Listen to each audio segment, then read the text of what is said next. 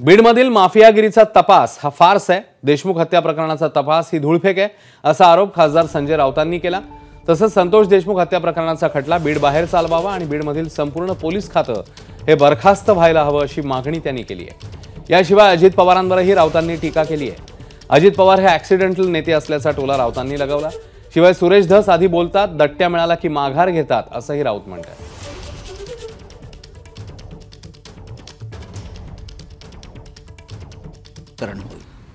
Beed pattern जर महाराष्ट्रात लागू झाला तर प्रत्येक जिल्ह्यामध्ये हा बीड पॅटर्न लागू होईल आणि तुमच्या हातातून राज्य सटकून जाईल। या राज्याची बदनामी होईल, हे राज्य खतम होईल। माझं गृहमंत्र्यांना आव्हान आहे की बीडमध्ये संपूर्ण पोलीस खातं बरखास्त केलं पाहिजे आणि बीडमधला संतोष देशमुखचा जो खटला आहे हा पूर्णपणे बीडच्या बाहेरच चालवायला पाहिजे। आणि दुसरं म्हणजे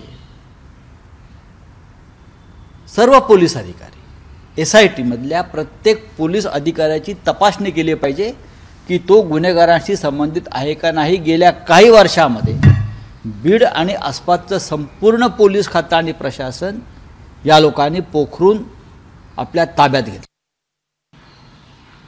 अजित पवार हे हतबल आहेत। अजित पवार हे नेते नाहीत। अजित पवार हे ॲक्सिडेंटल नेते आहेत। भारतीय जनता पक्षाच्या EVMच्या कृपेने त्यांना जागा मिळालेल्या आहेत, स्वतःच्या कर्तृत्वावर नाही।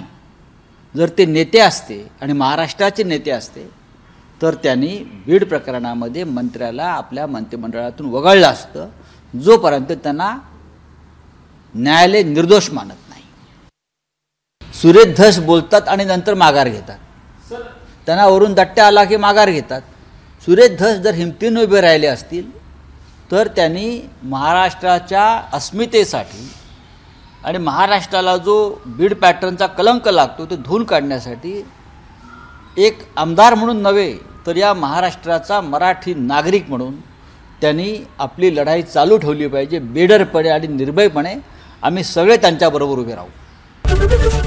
ABP माझा, उघडा डोळे बघा नीट।